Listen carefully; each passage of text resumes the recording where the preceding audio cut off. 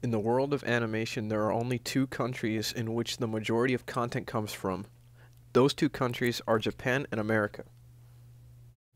The two most recognizable names in animation from these two countries are Disney, which is an American-based studio, and Studio Ghibli, which is based in Japan. First film I'll be analyzing is Lilo and Stitch. Lilo and Stitch is a full-length animated film published by Disney in the year 2002. It follows the life of a little girl named Lilo who lives with her sister Nani. One day when picking out a dog, Lilo happens upon Stitch, who is a highly dangerous alien, and keeps him as a pet. After that, their antics ensue.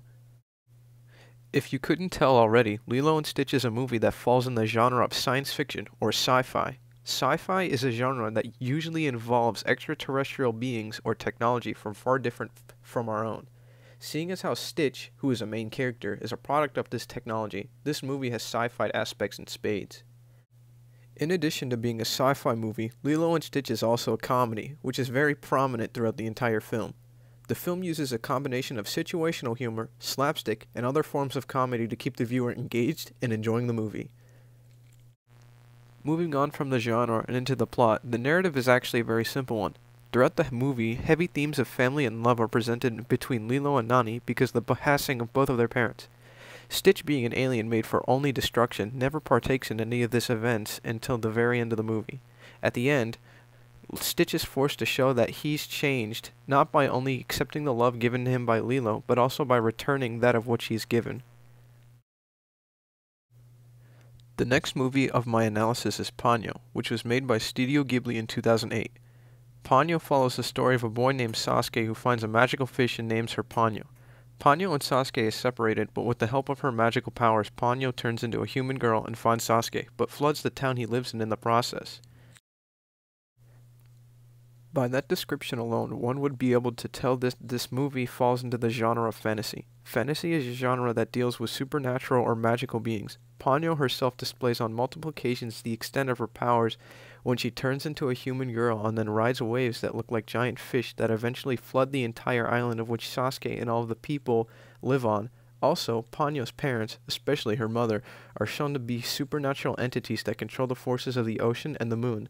That alone falls heavily into the fantasy genre. In addition to being taken place in a fantasy genre, which is extremely similar to Lilo and Stitch's sci-fi genre, Ponyo also has a similar message at the end of the movie. At the end of the movie, Ponyo is becoming a fish again, and Sasuke is told by her mother that if he ever wants to see her again, he must love her regardless if she's a fish or a human. By that time, Sasuke has been with Ponyo through thick and thin, so he's ready to do anything for her. This is similar to Stitch's arc, where he has to learn how to love Lilo and everyone else, even though that he was never meant to. However, unlike Lilo and Stitch, Ponyo really doesn't rely on comedy to interest viewers or progress the narrative. Ponyo solely uses storytelling and the interactions of characters to progress the movie and keep the viewers interested. This is not just a difference between these two specific movies, but also a difference between Japanese and American animation.